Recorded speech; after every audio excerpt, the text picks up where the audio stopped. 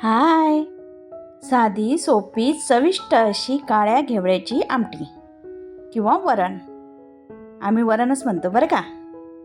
चला तुम्हाला मी साहित्य सांगते आणि करता करता कृती पण सांगते. काळा घेवडाची डाळ आहे ही. बघा कशी दिसते. तिला साफ करून घेतलं आहे मी. 1 वाटी घेतली, मोठी 1 वाटी. नंतर तिला कुकरमध्ये टाकून 2 पाण्याने धुतलं आहे. अख्खा काळा घेवडा पण मिळतो, त्याची उसळ पण छान होते. आता 2 पाण्याने मी याला चांगलं धुवून घेतलं आहे.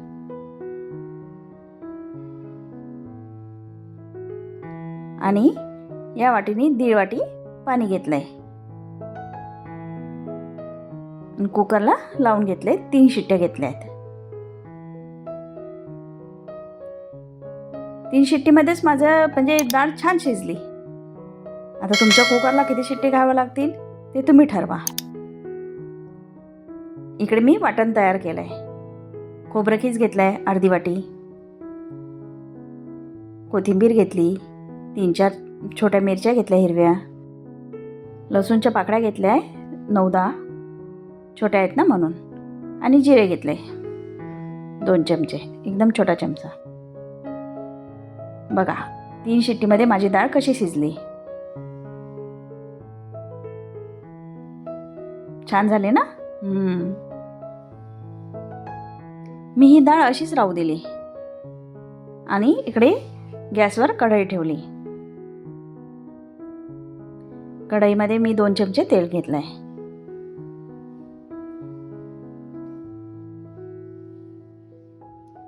त्याच्यामध्ये मोहरी टाकायची आणि जिरे टाकायचे थोडंसं.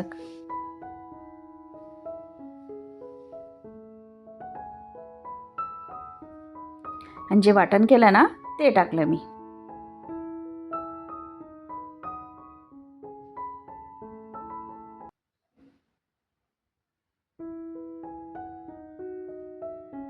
ते छान तेलामध्ये मिक्स करून घ्यायचं.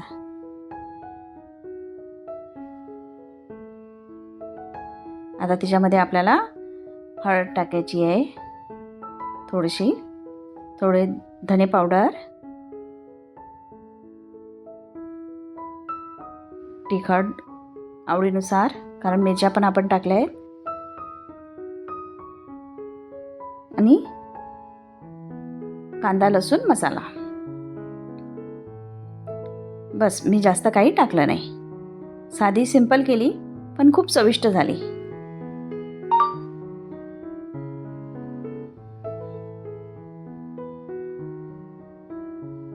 आता मी थोडं याच्यामध्ये पाणी टाकलंय.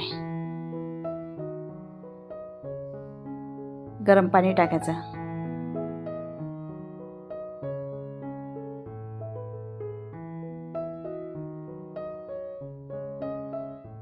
बस, मी त्याच्यामध्ये आता डाळ मिक्स केली.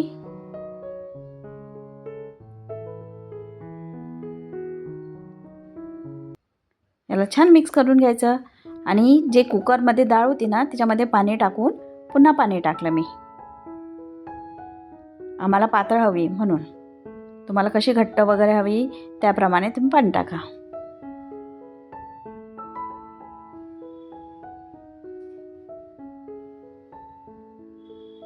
बघा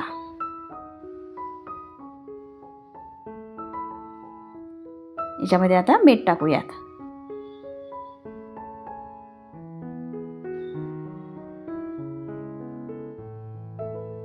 मीठ छान मिक्स करून घेतलं की मग थोडीशी कोथिंबीर. आता बस थोडा वेळ 5 मिनटं होऊ द्यायची आणि गॅस बंद करायचा. झाली की आपली भाजी तयार. आमटी किंवा वरण.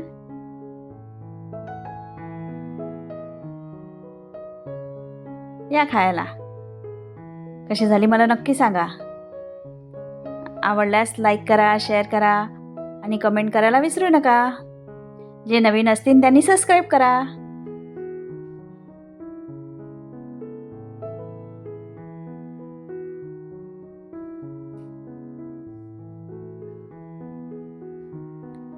सांगा मला नक्की कशी झाली.